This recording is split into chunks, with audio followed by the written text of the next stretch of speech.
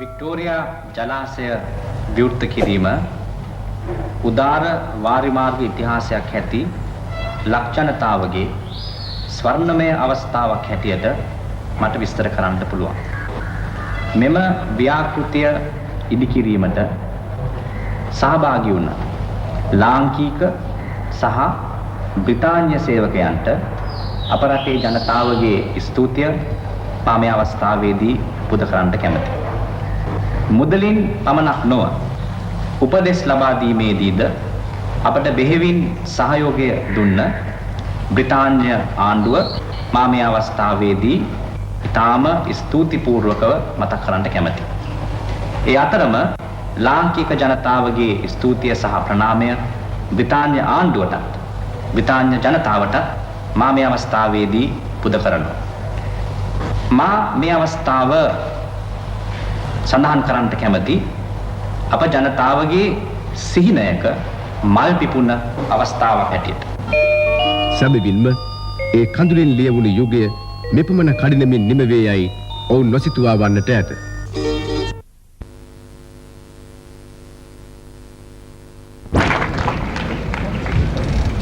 ගරු මහා සංඝරත්නයන් අවසරයි, පූජ්‍ය ස්වාමීන් වහන්සේලාගෙන් අවසරයි, බ්‍රිතාන්‍ය මාග්‍රට් තැචර් අගමැතිනියගෙන් අවසරයි, කතානායකතුමනි, ගාමිණී දිසානායක ඇමතිතුමනි, ඇමතිවරුනි, මන්ත්‍රීවරුනි, මිත්‍රවරුනි, මනුස්ස ඉතිහාසයේ මෙච්චර කෙටි කාලෙකින්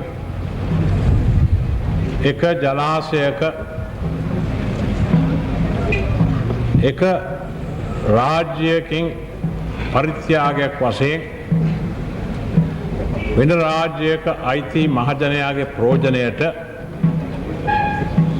ඇති වුණ ජලාශය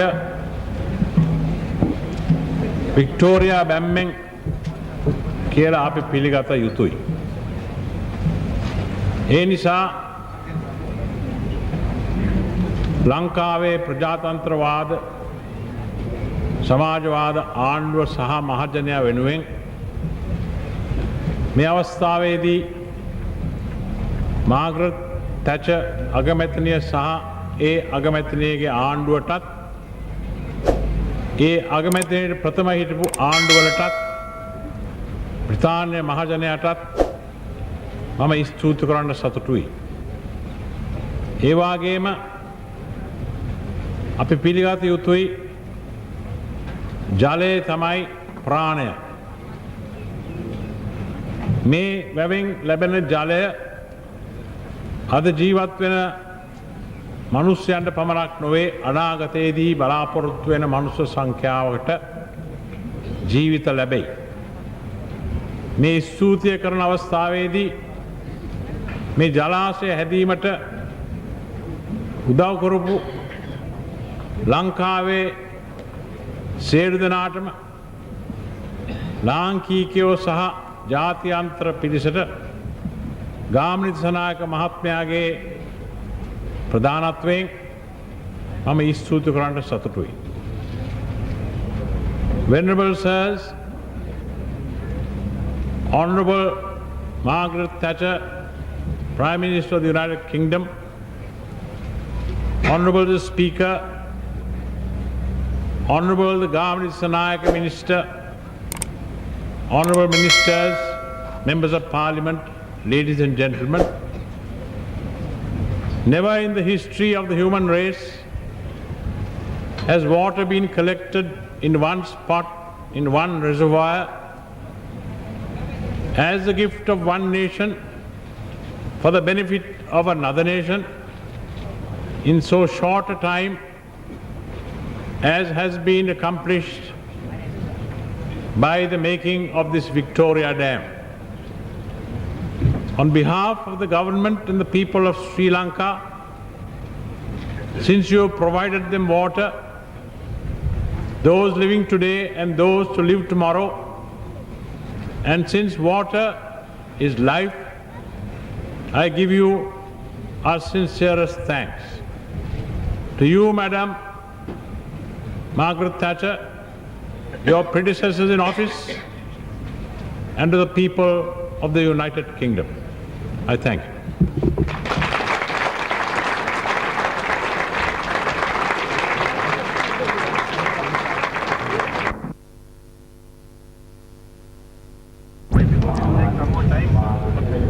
සෙත් පිරිත් සජ්ජායනා කරද්දී වේදිකාවේ විශේෂ ආලෝකය දැල්වෙන අතර සමහරට දකින්නට ඇති එලිමහනේ විවිධ වර්ණ වලට අයත් බැලුන් දහසක් පමණ අහස්ගත වූ ආකාරයේ ජනතාවගේ ප්‍රීතිය ප්‍රකාශ කිරීමට මේ වැදගත් අවස්ථාව සැමරීමට ඒ කියන්නේ වික්ටෝරියා බලාගාරය ක්‍රියාත්මක අවස්ථාව. මහා සංඝරත්නයේ අවසරයි, ගෞතර පූජක පක්ෂයෙන් අවසරයි, අතිගරු ජනාධිපතිතුමනි, මහා බ්‍රිතාන්‍යයේ අග්‍රාමාත්‍යතුමිය මාග්‍රට් තැචර් මහත්මියනි, තානාධිපතිවරුනි, ගරු ඇමතිවරුනි, මන්ත්‍රීවරුනි, සම්භාවනීය අමුත්තනි, මා වචන ස්වල්පයක් පමණක් සිංහලෙන් කතා කරන්නට මේ අවස්ථාවේ තීරණය කෙරේ. මේ තෙල්දෙනිය මිටියාවත තුල ජීවත් වන්නා වූ විශාල ජන කොටසක් මේ වික්ටෝරියා ජලාශය විවෘත කිරීමේ උත්සවයට පැමිණ සිටින බව මට තේරෙන නිසායි. දැනට අවුරුදු 4කමාරකට පෙර අපි මේ අතිවිශාල කාර්යය ආරම්භ කරා. ඒ කාර්යය ආරම්භ කිරීමට අපි තීරණය කෙරේ වර්තමාන ජනරජයේ අතිගරු ජනාධිපතිතුමා අවුරුදු 30කින් නිම කරන්නට තිබුණු මහවැලි ව්‍යාපාරය අවුරුදු 6ක 7ක කෙටි කාලයක් තුල ක්‍රියාත්මක කළ යුතුයි කියලා තීරණයක් ගත්ත නිසායි. ඒ තීරණය ගත්තා සිට අද දක්වා කඩිනම් මහවැලි ව්‍යාපාරය ක්‍රියාත්මක කිරීමට අප රටේ ඉංජිනේරුවරු, නිර්මාණ ශිල්පීන් මුළු ජාතියම ඉදිරියට පෙළඹුණා. වික්ටෝරියා ජලාශය කඩිනම් මහවැලි ව්‍යාපාරේ මුදුල් මල් පෙත්ත කියලා විස්තර කරාට වැරැද්දක් නැහැ. මෙම ජලාශය නිසා වියලි කලාපයේ ඉඩම් අක්කර 1,12,000කුත් විදුලි බලයෙන් මෙගවොට් 210ක් නිෂ්පාදනය කරන්නට අපට අවකාශය ලැබෙනවා. බ්‍රිතාන්‍ය ආණ්ඩුව මේ මුදල අපට ලබා දුන්නේ ණයක් හැටියට නොව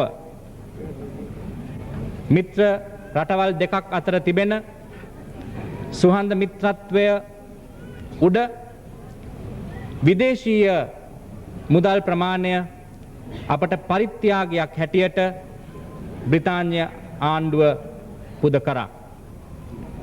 මා මේ අවස්ථාවේ මහවැලි අමාත්‍යාංශය වෙනුවෙනුත් අපේ ආණ්ඩුව වෙනුවෙනුත් මෙවැනි උපකාරයක් අපට කරන්නට ඉදිරිපත් වුණ මාග්‍රට් තැචර් අගමැතිතුමිය ඇතුළු බ්‍රිතාන්‍යයේ ආණ්ඩුවට සහ ජනතාවට මගේ හදපතුලෙන් ස්තුති කරන්නට කැමැති.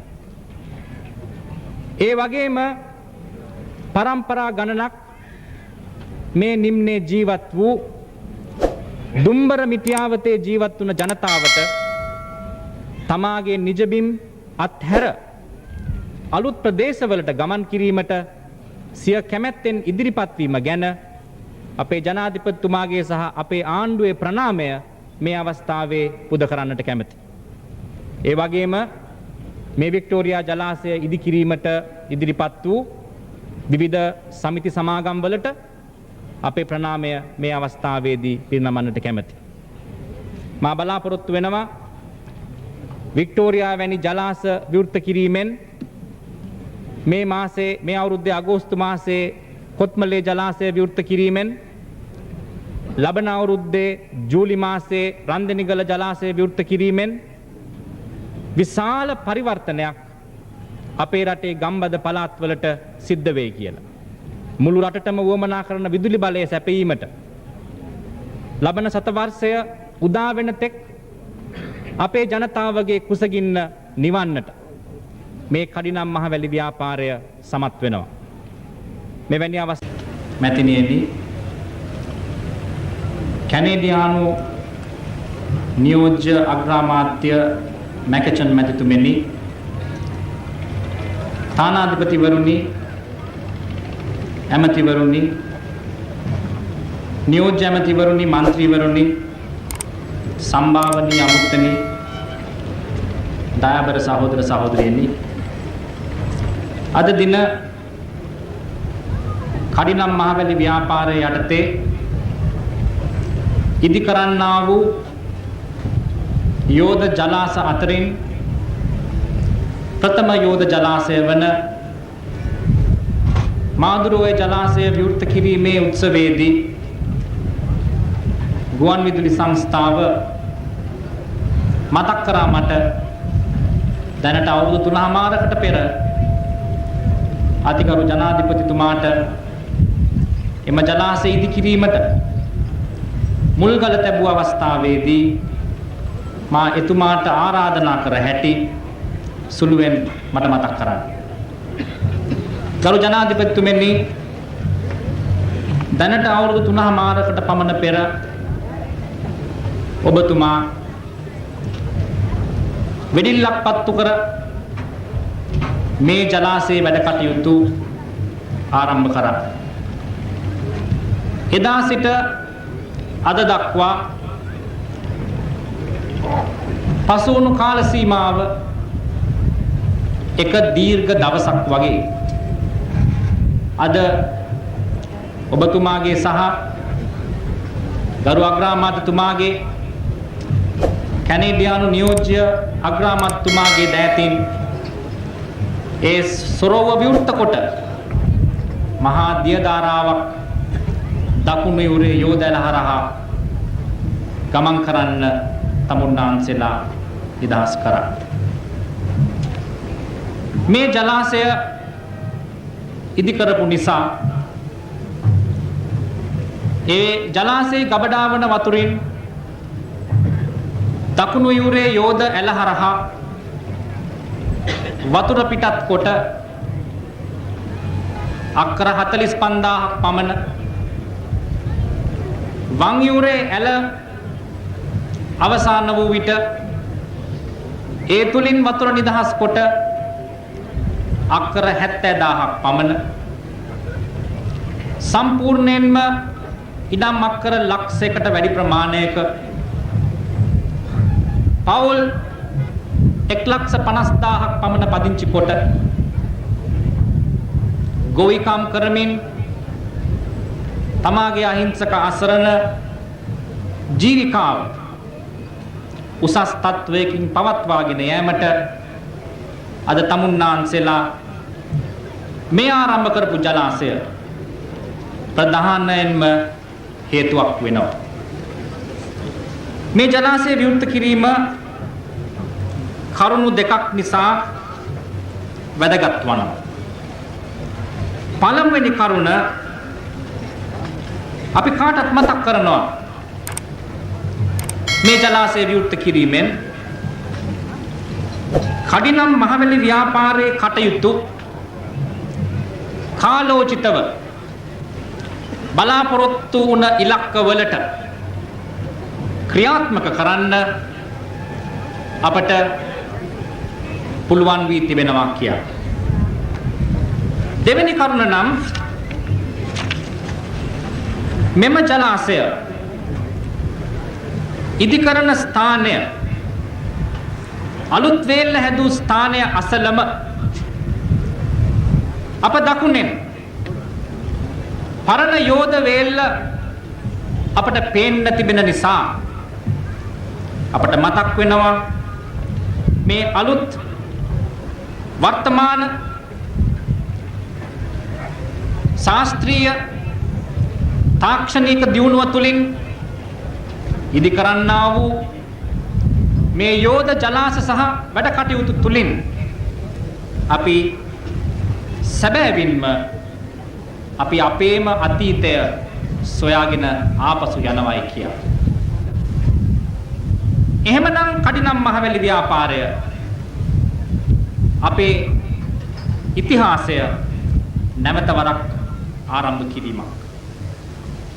මේ කරුණු දෙක නිසා මාදුරාවේ ජලාශය විවෘත කිරීම අපේ ඉතිහාසයේ රන් අකුරෙන් ලියවෙන දිනයක් බවට කිසිම සැකයක් නැහැ. ගරු ජනාධිපතිතුමනි, අගමැතිතුමනි, කැනේඩියානු නියෝජ්‍ය අග්‍රාමාත්‍යතුමනි, එදා තමුන්නාන්සලා සහභාගී වී මේ ජලාශයේ වැඩ කටයුතු ආරම්භ කරාට පසු අපි නොයෙකුත් වැඩ කටයුතු වලට සහභාගී වී තිබෙනවා. තමුන්නාන්සේගේ නායකත්වයෙන් අපි මැතිවරණ දෙකකට සහභාගී වී තිබෙනවා. එකක් තමුන්නාන්සේම මේ රටේ මහ ජනතාවගේ සර්ව ජන ඡන්දයෙන් මේ රටේ ප්‍රධානම නිලයට පත්වීමට අප පක්ෂය ඉදිරිපත් කොට අපි හැම කෙනෙක්ම සහභාගී වී තමුන්නාන්සේට ජයග්‍රහණයක් පත් කර දුන්න ජනාධිපති මැතිවරණය. ඊට සුළු කලකට පසු තමුන්නාන්සේගේ නායකත්වයෙන් අපි මේ රටේ ජනතාවට බරපතල ප්‍රශ්නයක් ඉදිරිපත් කරමින් අපි අවුරුදු 6ක් මේ රටේ පාලනය කරමින් කරපු සංවර්ධනය තව දුරටත් කරගෙන යනවද කියන තීරණය ජනතාවට ඉදිරිපත් කරමින් පවත්වපු ජනමත විචාරණය. ඉන්පසුව අතුරු මැතිවරණ 18කිනුත් එක්සත් ජාතික පක්ෂයේ ජයග්‍රහණය කොට සැබෑවින්ම මේ රටේ ජනගහනය අනුමත කරා එක්සත් ජාතික පක්ෂයේ ප්‍රතිපත්ති තව දුරටත් ක්‍රියාත්මක කළ යුතුයි කියලා. මේ කාල සීමාව අතරතුර අපි මදුරුවේ වැඩ කටයුතු අවසන් කරා. We both survived. We, through our colonial heritage and the upheavals of a post-independence age, and you, through two tragic and expensive world wars and the dismantling of an empire. And we both have lived to see another age, a new age of science and technology, the age of computers, of satellites, the age of a new industrial revolution. We come today to an age of promise and potential, an age of partnership which made Victoria the possibility and the reality. An age when a project such as Victoria is not merely a dream, but a dream realized. An age when Victoria has entered our language not as the name of a distant and a dead monarch, but the source of pulsating energy and life-giving water. This is what Victoria would always be, a symbol of progress, of dynamism and creativity, a symbol of partnership. When the British broke in and opened this land, it was to introduce the plantation economy, which itself was the result of much dynamism and creativity. Starting nearly 150 years ago, the new economy converted nearly 1 million acres of land into tea and rubber plantations. The plantation economy displaced the indigenous people from their soil and brought in the new dimension of indented labor. Yet, the plantation economy brought about other changes as well. Banking and commerce was developed. Brokering and agency houses came into being. The railways were laid. Legislation was brought regulating industry, trade and commerce. This country stepped into the age of commerce. Thus, was set in motion the path to a new way of life, breaking off old feudal patterns. Those changes were inexorable and inevitable. Some of the socio-economic problems that were created remain unresolved. We are aware that we cannot escape the consequences of this immediate past. However, it is the manner of unraveling, of solving those problems that offers a key to our future success. It is here that Victoria is a symbol of that future, the symbol of a possibility of moving ahead, of easing the burden of that past. If the plantation economy introduced a major social change, Victoria signals another and a much vaster change. If the plantation economy enfeebled the peasantry, the Victoria and the Mahavalley scheme gives them a new life.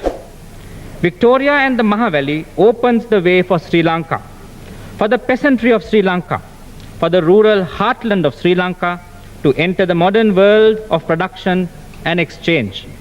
Madam Prime Minister, your presence here today is the best proof that inasmuch as Britain was responsible for the introduction of the plantation economy, Britain is a major partner in the introduction of the new Mahavalley economy, the aim of which is the upliftment of the rural masses of our country.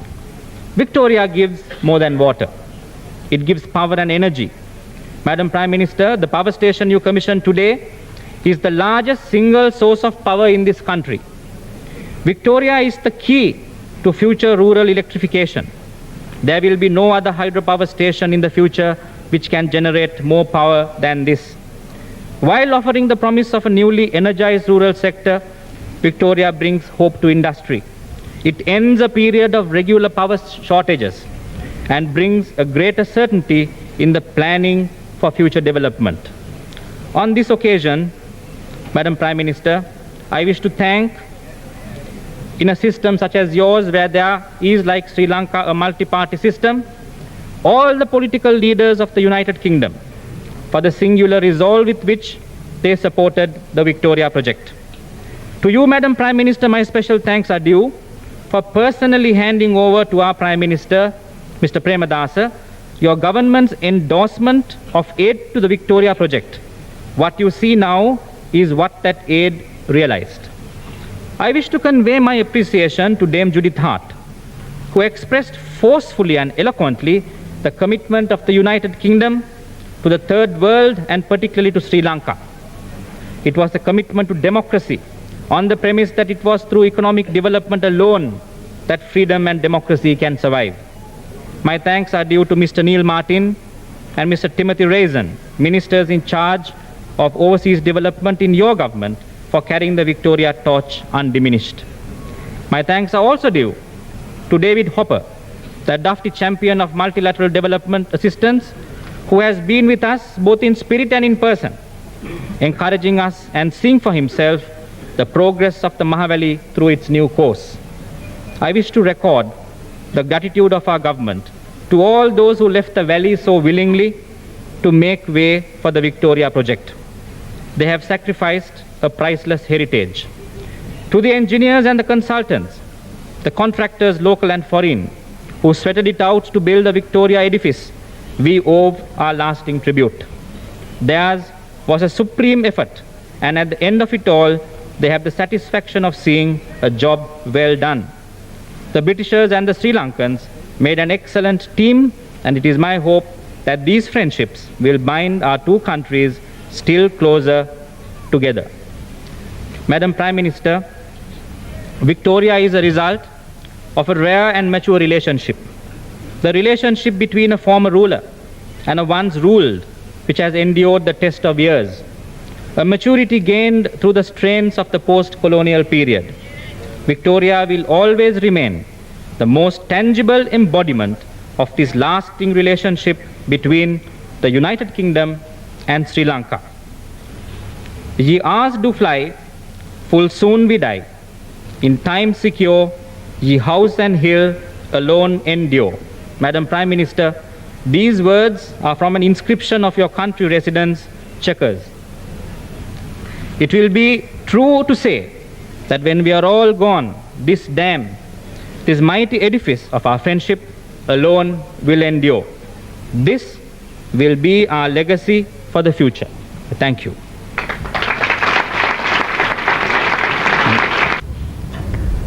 Mirisawetiya චෛත්‍යරාජානන්ගේ ප්‍රතිසංස්කරණ කටයුතු සම්බන්ධව වැදගත් දිනයක් උදා වෙනවා. ඒ දින මිරිසවැටිය චෛත්‍යරාජානන්ගේ හතරැස් කොටුවේ ධාතු නිධානය කිරීමේ උත්සවය පැවැත්වීමට මිරිසවැටිය ප්‍රතිසංස්කරණ සභාව ගිය වසර තීරණය කළා. මේ රටේ බෞද්ධ ආගම අදහන බහු ජනතාව එදින දහස් ගණනින් මේ උත්සවයට පැමිණීම කිසිම සැකයක් නැති කරුණක් බව මා හොඳින් දන්නවා. මේ උත්සවය සම්බන්ධව මම ඊටාම සුළුවෙන් වචන ස්වල්පයක් අපේ රටේ බෞද්ධ ජනතාවට පමණක් නොව ශ්‍රී ලංකාවේ පරමාධිත්වය සහ ස්වාධීනත්වය ගරු කරන හැම පුරවැසියෙකුටම මතක් කරන්නට කැමැති. අපේ රට පරසතුරන්ගෙන් නිදහස් කරගත්ත දුටුගැමුණු වීරවරයන් විසින් ඉදි කරන ලද ප්‍රථම චෛත්‍ය මිරිසවැටිය චෛත්‍යයයි. මහා වංශයේ සහ තූපා වංශයේ එතුමාගේ මේ ක්‍රියාදාමය සඳහන් කර තිබෙනවා. එතුමාගේ ඒ වීර ක්‍රියාවට පෙර රට එලාර රජතුමාගේ පාලනයෙන් නිදහස් කර ගැනීමේ සටනේදී හමුදාව පෙරටු කරගෙන ගමන්ගත් සෙංකෝලයේද මේ චෛත්‍ය රාජානන් තුල නිදහන් කර තිබෙන බව මහා වංශය සඳහන් කරනවා. එම නිසා අවුරුදු ගණනාවක්ම නටඹුන් හැටියට පත්ව තිබුණු මේ චෛත්‍ය රාජානන් වහන්සේගේ ප්‍රතිසංස්කරණ කටයුතු ඊටාම දියුණු සංවර්ධන යුගයක අවසන් කිරීමට වාසනාව ලැබීම මා කල්පනා කරනවා ඊටාම උචිතයි කියා. ප්‍රතිසංස්කරණ සභාවේ සභාපතිවරයා හැටියට මා මේ අවස්ථාවේදී බෞද්ධ ජනතාවගෙන් ඉල්ලීමක් කරන්නට කැමැති. එනම් තමාගේ පුද්ගලික වස්තුවක් හැටියට සලකන හෝ සම්ප්‍රදානුකූලව පවුලේ වස්තුවක් හැටියට තමා ළඟ තිබෙන බෞද්ධ ධාතු සහ ධාතු කරඬු නිදහන් කිරීමට අපේ රටේ බෞද්ධ පින්වතුන් කැමති නම් මේ අවස්ථාව මිරිසවැටිය චෛත්‍ය රාජානන් වහන්සේගේ තුල නිදහන් කිරීමට ඉදිරිපත් වෙන්නට කියා කරන ඒ ඉල්ලීමයි. මෙවැනි අවස්ථාවක මගේ විශ්වාසය අපේ රටේ බෞද්ධ ජනතාව ඉතිහාසය නැමැති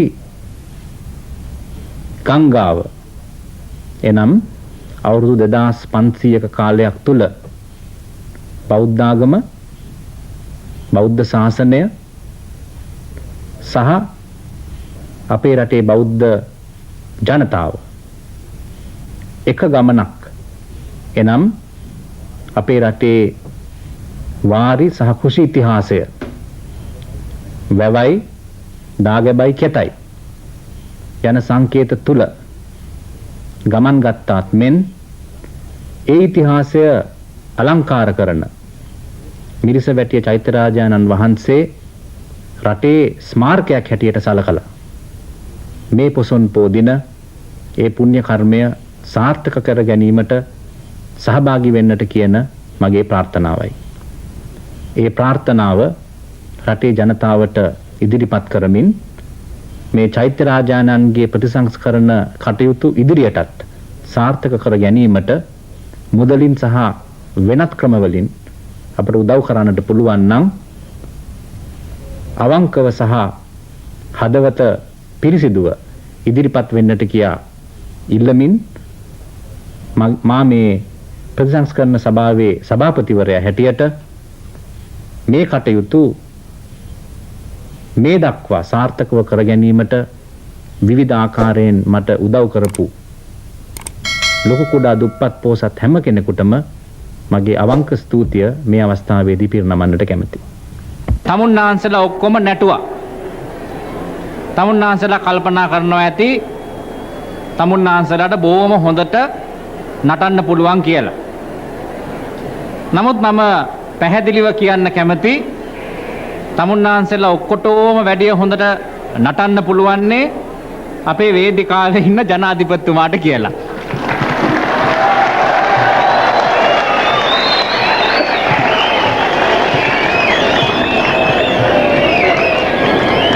හැබැයි ප්‍රශ්නයකට තිබෙන්නේ අපට මේ රෙදි ඇඳගෙන නටන්න බෑ.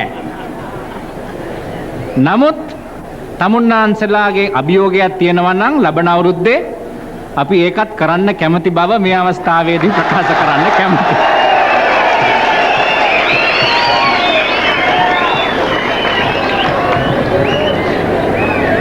අද තමුන්නාන්සලාට උතුරේ පීදුරු තුඩුවේ ඉඳලා දෙවුන්දර තුඩුව දක්වා බස්නාහිර කොළඹ සිට නැගෙනහිර වෙරළේ මඩකලපුව දක්වා මේ රටේ හතරදිව් භාගයේ ජීවත් වන හැම තරුණයෙකුටම තරුණියෙකුට එක භූමියකට රැස්වීමට වරප්‍රසාදය දුන්න රනිල් වික්‍රමසිංහ ඇමතිතුමාට අපේ කෘතගුණ මේ අවස්ථාවේදී ප්‍රකාශ කළ යුතුයි. අපි අතර ಜಾති ભેදයක් නැහැ. අපි අතර ආගම් ભેදයක් නැහැ කියන අවේදී අදිස්ථාන කළ ගත යුතුයි. මට ආරංචි කියවන රන්දනිගල ජලාශයයි.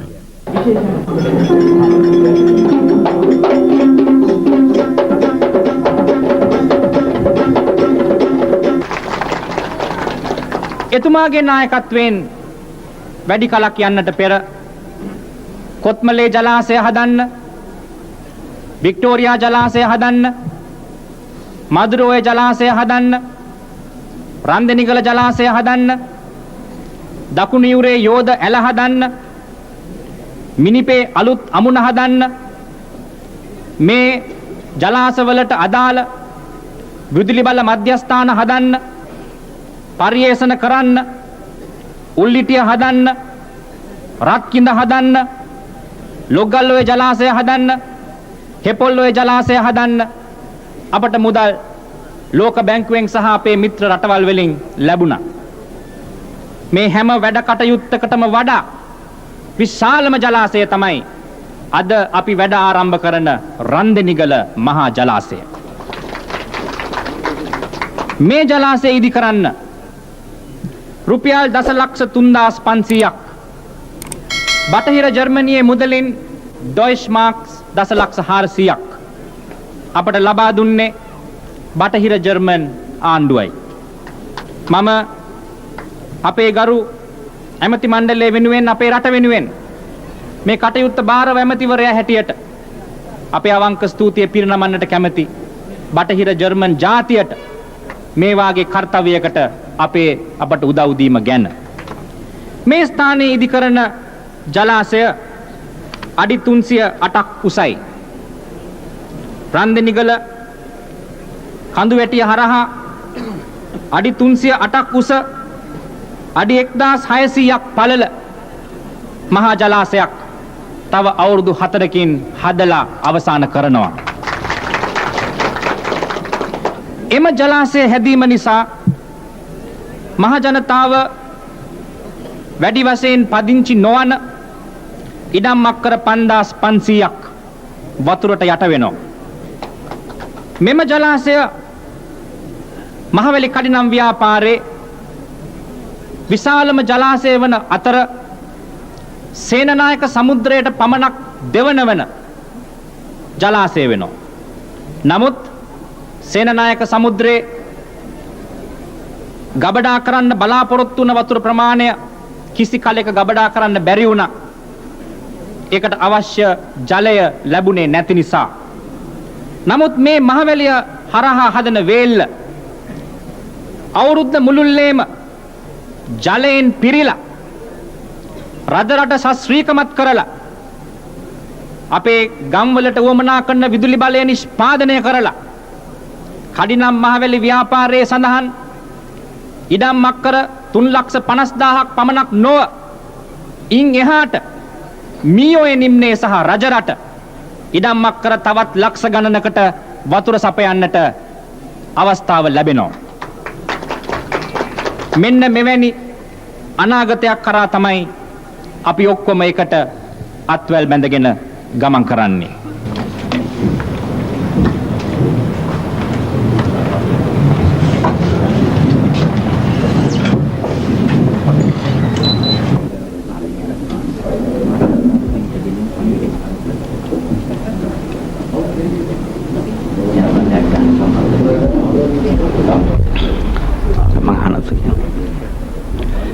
දිසනක මැතිතුමනි අදින් ඇරපුණු ජනාධිපති සටන ඔබතුමා ජනතාව ඉදිරියට ගෙන යාමට බලාපොරොත්තු වෙන මොන විදිහේ ආකාරයකටද? ප්‍රධාන වශයෙන් මා ජනතාවට දෙන පණිවිඩය මේ පුංචි රට සමගි සම්පන්නව 21 වෙනි සතවර්ෂයට ගැලපෙන සංවර්ධන ව්‍යායාමයන් තුලින් දකුණු ආසියාවේ දියුණු රටක් හැටියට පරිවර්තනය විය යුතුයි කියන පණිවිඩයයි.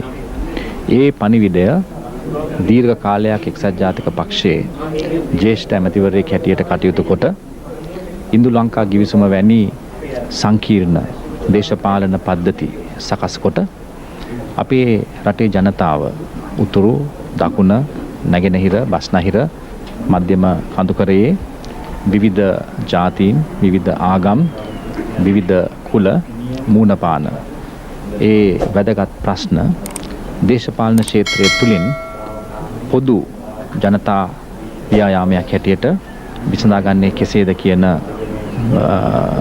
ප්‍රශ්න මහ ජනතාවට එක්සත් ජාතික පක්ෂයේ වේදිකාව තුලින් ඉදිරිපත් කරන්නට මා බලාපොරොත්තු වෙනවා. ජයග්‍රහණය කිරීම සම්බන්ධව ඔබට යමක් කියන්න පුළුවන්ද?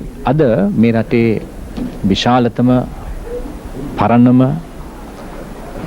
දේශපාලන සම්ප්‍රදාය එක්සත් ජාතික පක්ෂයයි.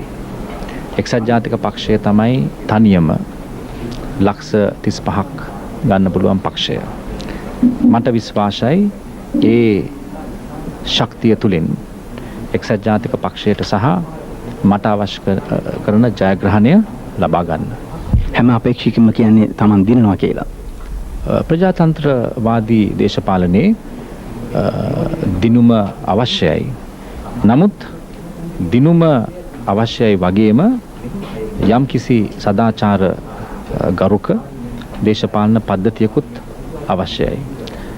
හැම අපේක්ෂකයෙක්ම දිනුම අපේක්ෂා කරනවා කියලා කියන්නේ ප්‍රජාතන්ත්‍ර ක්‍රමය තුල තරංගයකින් රටේ ජනතාවට අයිතිවාසිකමක් හැටියට ලැබී තිබෙන තෝරන තමාගේ කැමැත්ත අනුව ක්‍රමය තුලින් එවැනි ප්‍රතිඵලයක් ලබා ගන්නට සිද්ධ වෙන නිසායි. එසේ නැත්නම් තනිවම මම තමයි හොඳම අපේක්ෂකයා මම තමයි හොඳම පාලකයා මට පමණයි පුළුවන්නේ මහ ජනතාවගේ උන්නතිය ලබා දෙන්න මම තමයි ජයග්‍රාහී ඉලක්කය කරා ගමන් කළ යුතු එකම පුද්ගලයා කියලා ප්‍රකාශ කිරීම ආඥාදායකත්වයට තුඩු දෙන ස්ථාවරයක්.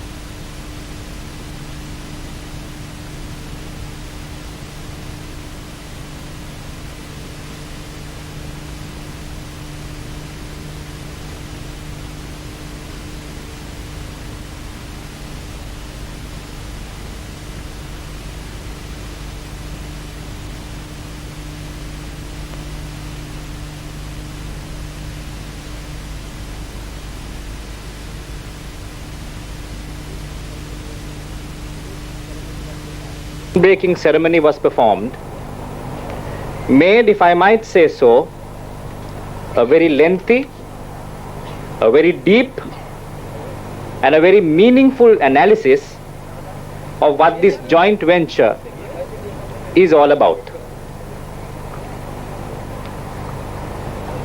It was with his predecessor, the Minister for Economic Cooperation of the previous government, Dr. Rainer Offergold, that we initially agreed that this project, namely the Randenigala Dam and the associated works, should be financed by the Federal Republic of Germany. To be precise, it was in March 1978. Even before the detailed designs had been undertaken, when all that we had was the basic outline of the accelerated Mahaveliganga program, that the Federal Republic of Germany, acting in a true spirit of cooperation, decided that they would come forward to undertake this massive task in order to help the peoples of Sri Lanka. Was among the many speakers who addressed the rally.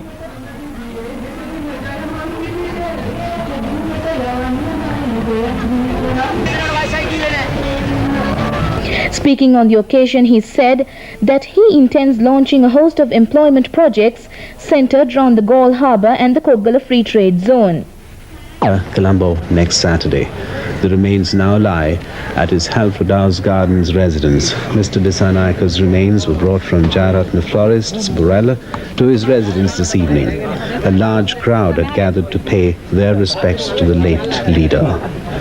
Mr. Gamini Dissanayaka was assassinated at a campaign rally held at Grand Pass, Colombo by a bomb which exploded at around 12:15 a.m.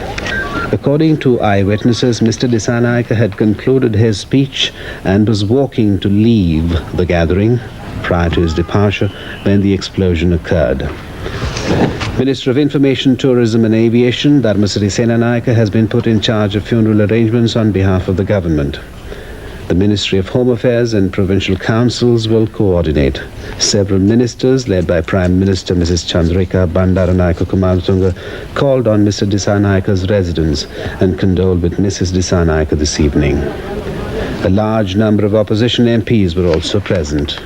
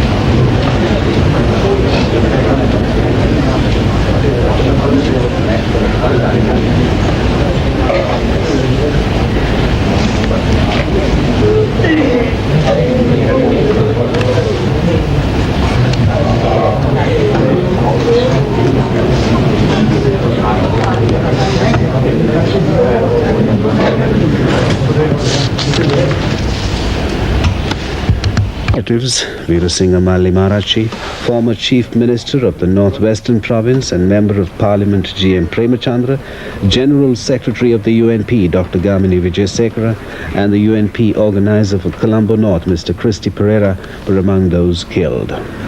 44 of the dead, among them 6 police officers, have been identified.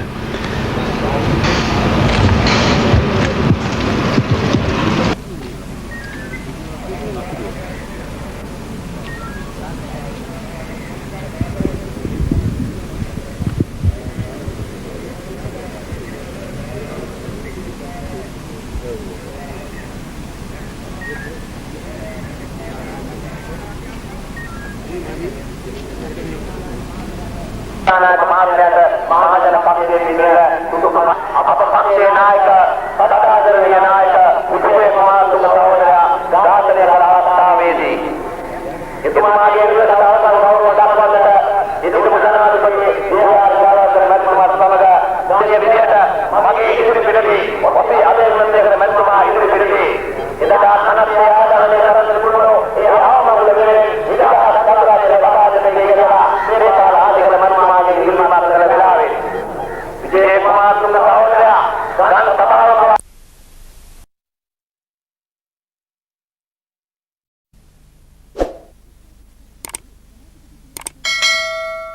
විපක්ෂ නායක ගාමිණී දිසානායක මහතා තොටළඟ ප්‍රචාර කාර්යයක් අසල සිදු වූ බෝම්බ පිපිරීමකින් මිය යයි.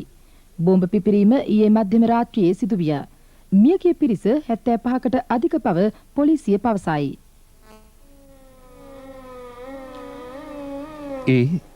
පසුගිය ඔක්තෝබර් 24 වන දින රූපවාහිනී සංස්ථාව විසින් නිකුත් කළ විශේෂ නිවේදනයක්.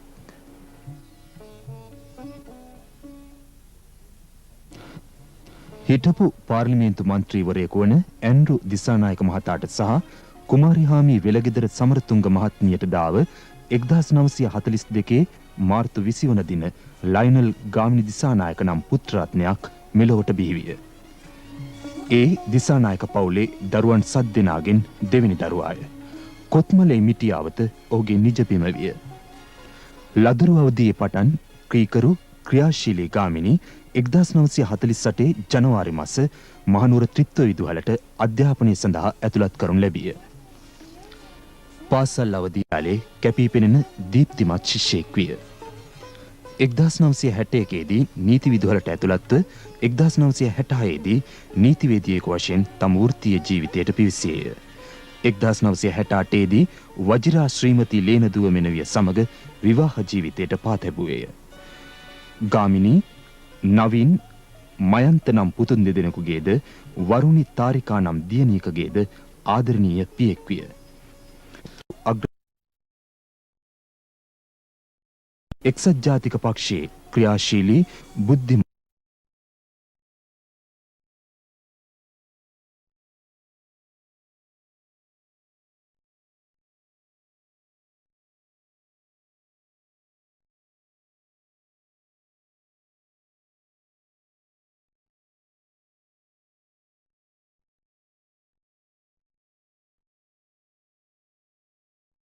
තරුණ නායකයෙකු ලෙසින් ගාමිණී දේශපාලනය පිළිබඳ කරුණු ප්‍රගුණ කළේය.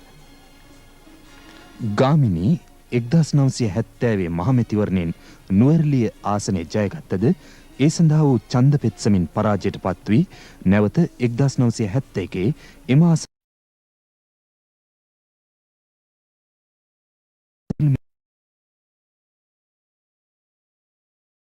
සංවර්ධනය සඳහා ක්‍රියාත්මක කරන අභියෝගාත්මක මහවැලි ව්‍යාපෘතියයි.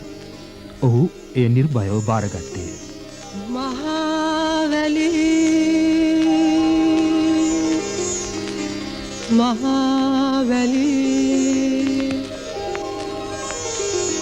මහවැලි මහවැලි මහවැලි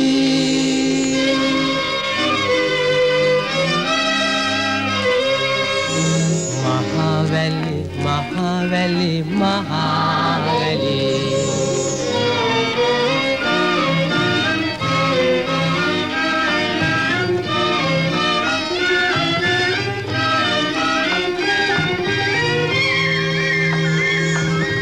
සිරිපද ලස සමනොල සිරසේ සිඹ සිඹ හරිනම් මහවැලි ව්‍යාපාරයේ පරමාර්ථය එක අතකින් අපේ ඉතිහාසයේ නැවත වරක් සොයාගෙන යෑම කියා.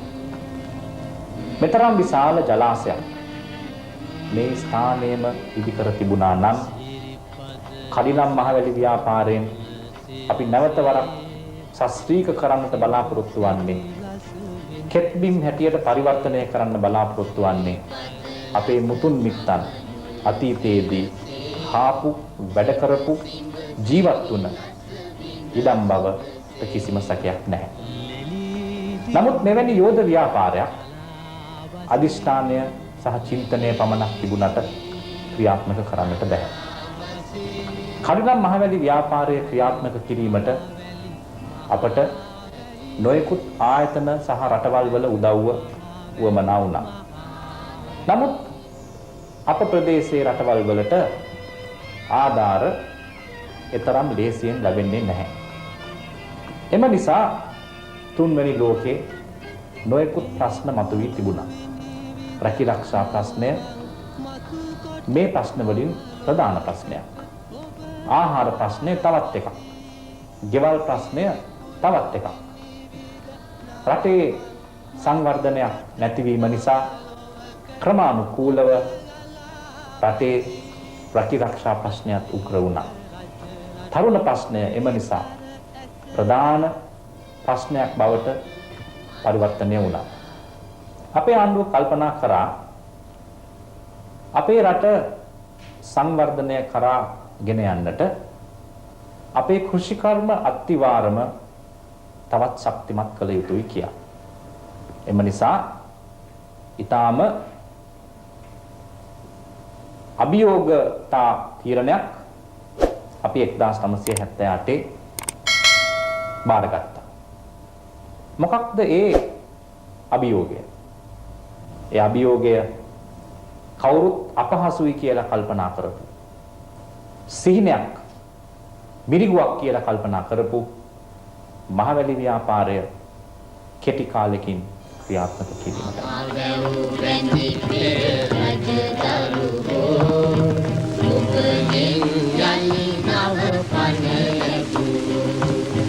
අද අතීතයේ කෘෂිකාර්මික රටක් කොට පැවති ශ්‍රී ලංකාව නැවතත් ඒ තත්ත්වයට ගෙනීම සඳහා අවශ්‍ය ප්‍රධාන සම්පත වන ජල සම්පත කෘෂිකර්මාන්තයේ නියලුණු ගම් නියම් ගම්වල ගොවීන් අතරේ බෙදා දීමට මහවැලි ගංගා සහ ඊට බද්ධ වූ අනිකුත් ගංගාවන් ක්‍රමානුකූලව ගොවි බිම් වෙත ඇදී යාමට මඟ සැලසුම් කිරීමට ඔහු පුරෝගාමී විය. මේ වැඩපිළිවෙල සාර්ථකව නිමවනු දැකීම ගාමිණීගේ තවත් එක් අභිලාෂයක් විය. දිවාරය නොබලා කටයුතු කළ ගාමිණී මහවැලිය තම ශරීරයේ කොටසක් ලෙස සිටීය.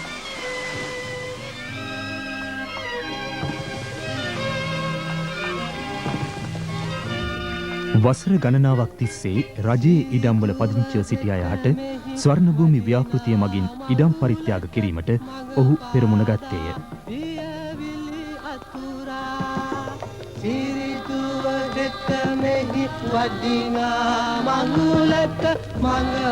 මහවැලි ගොවින්ගේ දරුදැරියන් තුළ පවත්නා ක්‍රීඩා කුසලතා වැඩි දියුණු කිරීමට මහවැලි ක්‍රීඩා ආරම්භ කළේය.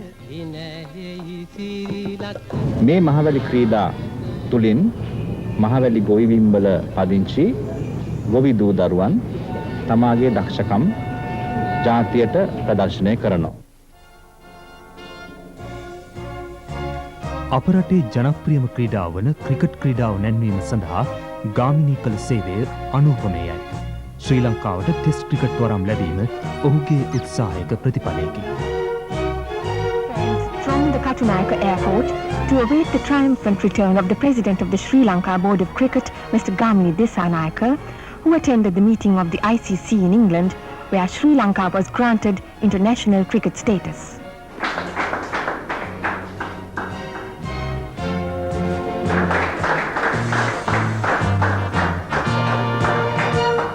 ජාත්‍යන්තර වශයෙන් වෙනත් රටවල නායකයින් සමග ගාමිණී ඉතා කිට්ටු හිතවත්කමක් දැක්විය. ඒ අතරින් ඉන්දියාව ප්‍රධාන ස්ථානයක් ගනී. හිටපු ඉන්දියා අගමැති රජීව් ගාන්ධි මහතා ගාමිණීගේ නායකත්වය අගය කළ රාජ්‍ය නායකයින් අතර කැපී පෙනී. 1985 දී ජනාධිපති නීතිඥවරයෙකු ලෙස පත් ගාමිණී ජේ.ආර්. ජයවර්ධන රජයෙන් පසු එළඹි රණසිංහ ප්‍රේමදාස රජය යටතේ වැවිලි කර්මාන්ත ඇමති ධූරයට පත් කරනු ලැබීය. එම අමාත්‍ය ධූරයේ කටයුතුද ඔහුගේ උපරිම ශක්තියෙන් ඉටු කළේය. කවදත් ප්‍රජාතන්ත්‍රවාදය ගරු කළ ගාමිණී දිසානායක මහතා ප්‍රජාතන්ත්‍රවාදයේ ආරක්ෂා කිරීම පිළිබඳව එවකට ජනාධිපතිව සිටි තම පක්ෂ නායක රණසිංහ ප්‍රේමදාස මහතා සමග ඇති වූ මතභේදයන්ගේ අවසාන ප්‍රතිඵලය වූයේ ශ්‍රී ලංකා දේශපාලන කරලිය කැළඹූ දෝෂාභියෝගය ඉදිරිපත් කිරීමය. එය ශ්‍රී ලංකාවේ දේශපාලන අනාගතය වෙනස් කිරීමට මුල් විය. ඒ සඳහා ඔහුට සහාය ලබා දුන් ලලිත් ඇතුළත් මුදලි ජී.එම්. ප්‍රේමචන්ද්‍ර මහත්තරුන් සමග එක්සත් ජාතික පක්ෂයෙන් ඉවත් වී ප්‍රජාතන්ත්‍රවාදී එක්සත් ජාතික පෙරමුණ නම් නව දේශපාලන පක්ෂයක් පිහිටුවා ගත්තේය. එම පක්ෂය තුළින් 1993 පළාත් සභා මැතිවරණයේදී මධ්‍යම පළාත් සභාවේ මන්ත්‍රී ධූරයකට තේරී පත්විය. හිටපු ජනාධිපති රණසිංහ ප්‍රේමදාස මහතාගේ අභාවයෙන් පසු 1994 දී ඩී.බී. විජේතුංග ජනාධිපතිතුමාගේ රජය යටතේ නැවතත් එක්සත් ජාතික පක්ෂයට එක් වූ ඔහු ජාතික ලයිස්තුවෙන් පාර්ලිමේන්තු මන්ත්‍රීවරයෙකු ලෙස පත්වේ මහවැලි සංවර්ධන අමාත්‍යවරයා ලෙස නැවත වැඩබාරගත්තේය. 1994 මහමැතිවරණයෙන් නැවත පාර්ලිමේන්තුවට තේරීපත් වූ දිසානායක මහතා විපක්ෂ නායක ධූරයටද පත් කරන ලදී. බල සම්පන්න ධූරයට පත්වීම ගැන පාර්ලිමේන්තු මන්ත්‍රීවරුන්ගේ ඡන්දය කෙසේ වෙතත් අපි සෑම කෙනෙක්ම හදවතින් තමුන්නාන්සේගේ පත්වීම ගැන අපේ සතුට ප්‍රකාශ කරනවා.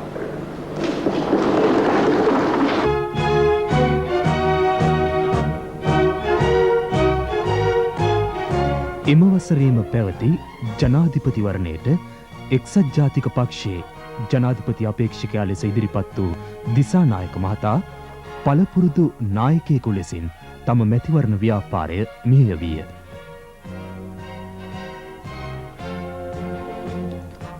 වෙනත් පක්ෂ නායකයින් සමග ඉතාමත් සුහදව කටයුතු කිරීම නිසා ඔවුන් අතර දිසානායක මහතා ජනප්‍රිය පුද්ගලයෙකු විය. දිසානායක මහතා රූපවාහිනී සංස්ථාවේ වැඩසටහනකට සහභාගී වූ අවසානම අවස්ථාව කතිකාව වැඩසටහනයි. එහිදී ඔහු චතුර ලෙස සංවාදයට එක් වූ අයුරු පක්ෂ විපක්ෂකාගේ පැසසුමට ලක් විය. මේ ජනාධිපති විධායකය තුල පවතින තත්ත්වය විවේචනයට ලක් කරා. මොකද මට පෙනුණා මේ රටේ දේශපාලනය හුඟක් දුරට විකෘතිමත් වුණායි කියලා. ඒ තනතුරේ තිබෙන බලතල ආයුධ විදිහට පාවිච්චි කිරීම නිසා.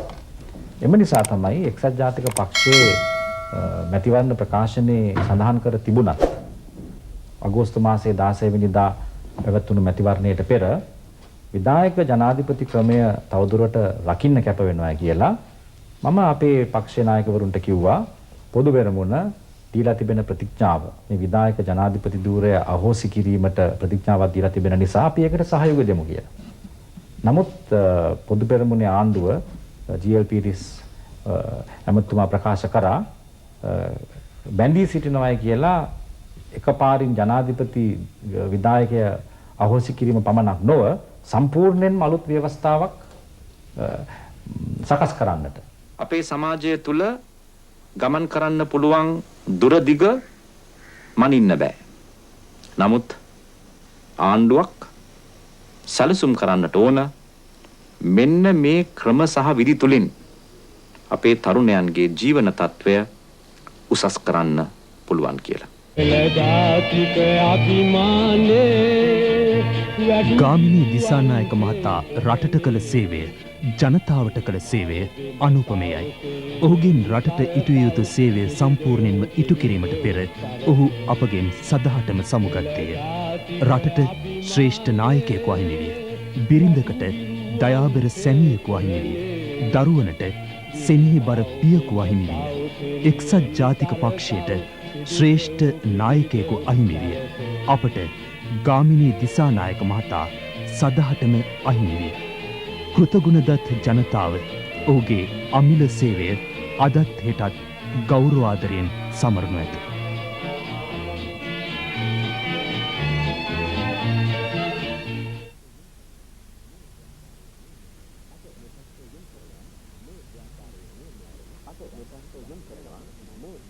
මේ ප්‍රශ්නය යොමු කරනවා මේ ව්‍යාපාරයේ නියමුවා වන ඉඩම් සංවර්ධන සහ මහවැලි සංවර්ධන කටයුතු පිළිබඳ අමාත්‍ය ගරු ගාමිණී දිසානායක මහතාට. ප්‍රථමයෙන්ම මහවැලි ක්‍රීඩා උළෙල මාර්ගයෙන් අපි උත්සාහ කරන්නේ මේ ප්‍රදේශවල ජීවත් වන ජනතාවගේ සමගි සම්පන්නභාවය දියුණු කිරීමටයි. අපි ක්‍රීඩාව ගැන කල්පනා කරන විට අපි පිළිගන්න ප්‍රධාන සිද්ධාන්තය ක්‍රීඩා අංශයේ සහද දක්ෂකම් සම්බන්ධව කිසිම ගෝත්‍රවාදයක්, කුල භේදයක්, ಜಾති භේදයක් නැති බවයි. මේ මහවැලි ක්‍රීඩා තුලින් මහවැලි ගොවිබිම්වල පදිංචි ගොවි දූ දරුවන් තමාගේ දක්ෂකම් ජාතියට ප්‍රදර්ශනය කරනවා. අපි බලාපොරොත්තු වෙනවා මේ ක්‍රීඩා මාර්ගයෙන් රටට අවශ්‍ය කරන ජාත්‍යන්තර ක්‍රීඩකයෝ ක්‍රීඩකවරියන් අනාගතයේදී බිහි කරන්න. 1986 වර්ෂයේ පවත්වන මහවැලි ක්‍රීඩා උළෙල එය ප්‍රථම අවස්ථාවයි. මහවැලි ව්‍යාපෘති නියෝජනය කරමින් අද දින ගල්නෑවේ ජාත්‍යන්තර මහවැලි ක්‍රීඩාංගණයට රැස් වූ තරුණ ක්‍රීඩක පරපුරට මාගේ ගෞරවය හා සුභාසිංසනය පිරිනමමි. මෙම ක්‍රීඩා උත්සව කාලය තුලදී ක්‍රීඩකයන් අතර දැඩි සහෝදරත්වයක් සුහඳ තරඟකාරීත්වයක් වර්ධනය වේවායි ප්‍රාර්ථනා කරමි. 1986 මහවැලි ක්‍රීඩා උළෙල විවෘත කරන ලද බව මෙයින් ප්‍රකාශ කරමි. මීටර 1.5 බිඳුවක් උස පැනීමෙන් දක්ෂතම ක්‍රීඩිකාවට හිමි සම්මානය තඹුත්තේගම ශ්‍රියානි මායාදුන්නේ හිමි කරගත්තා. මේ මැරතන් ශූරතාවය සඳහා සම්මානය.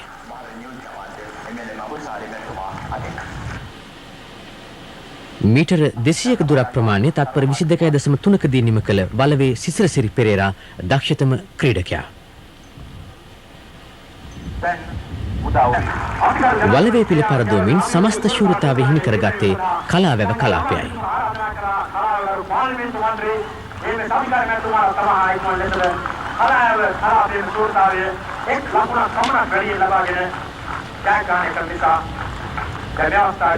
දැන් අමාත්‍යතුමා විසින් එය සමාප්ත කිරීමේ ප්‍රකාශය ඉවරවා ඇති.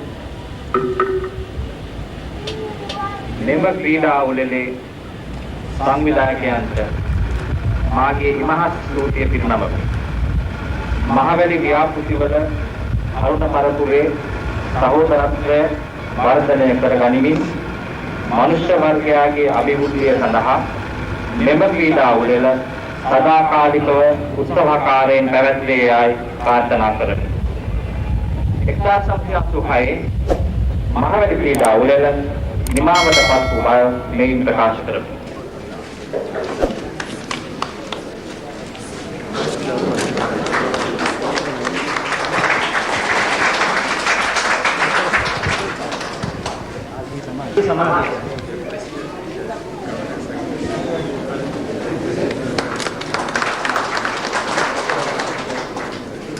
HP Edmund Senior.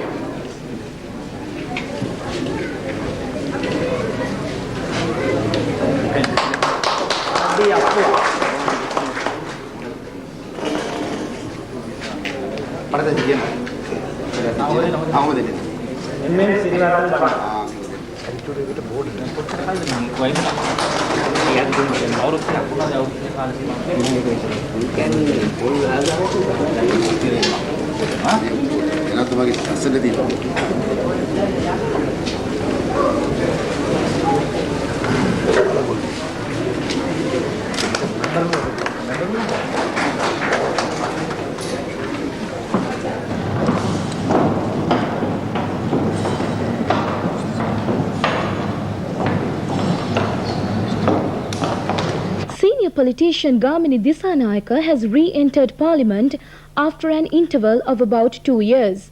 He took his oaths before the Deputy Speaker as a National List MP of the UNP this morning. Mr. Gamini Disanayaka has been a Member of Parliament of the UNP since 1970.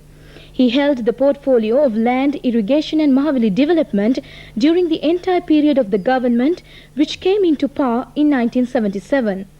He was in the vanguard of the accelerated Mahavali Development Program. Mr. Gamini Disanayaka was appointed Minister of Plantation Industries in the government which assumed power in 1989. Speaking to Rupavahini at the parliamentary complex after the swearing-in ceremony, Mr. Gamini Disanayaka said that he will devote his time to face new challenges. He added that he hoped to implement the policies of the UNP for the benefit of the people during the remaining period of the current sessions of Parliament.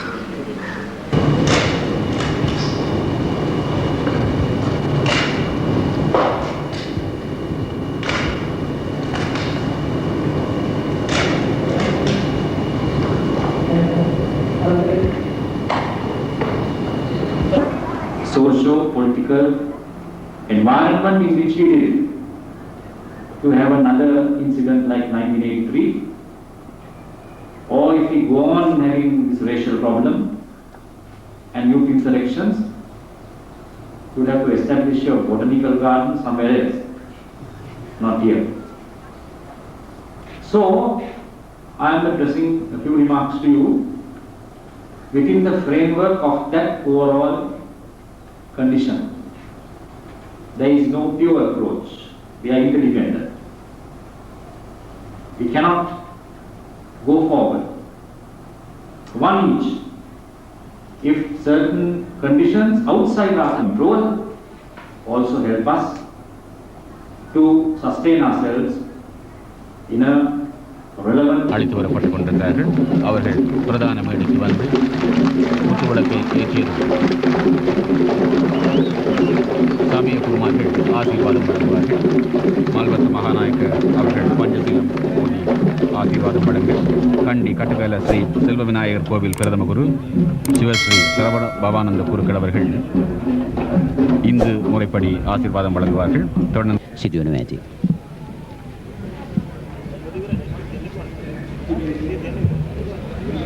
දැන් පොල් තෙල් පහන දැල්වීම.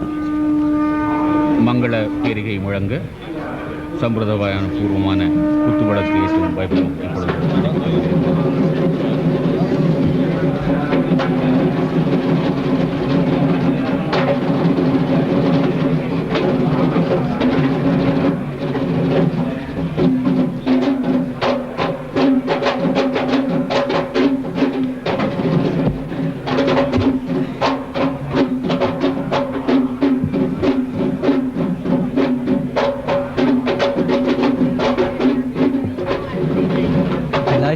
traditional oil lamp will be followed by religious observances on behalf of the Mahasangha, the chief incumbent of the Malvatta Church, the Venerable Saint Malvatta Ananda.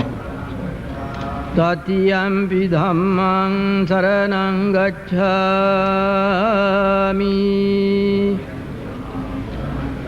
Tatyampi sanghang saranang gacchami Panatipata veramani sikkhapadang samadhiyami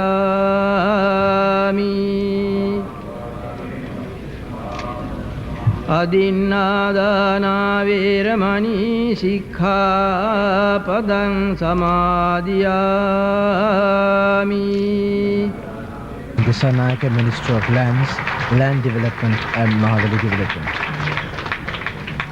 காணி காணி அபிவிருத்தி மகாவலி அபிவிருத்தி அமைச்சர் காமினி திசாநாயக்க அவர்கள் இப்ப தனது உரையை இப்பொழுது நிகழ்த்துகிறார்கள். Your Excellency the President, Right Honorable Prime Minister, Mr. Thatcher, Honorable Ministers, Deputy Ministers, Honorable Members of Parliament, Your Excellencies, ladies and gentlemen,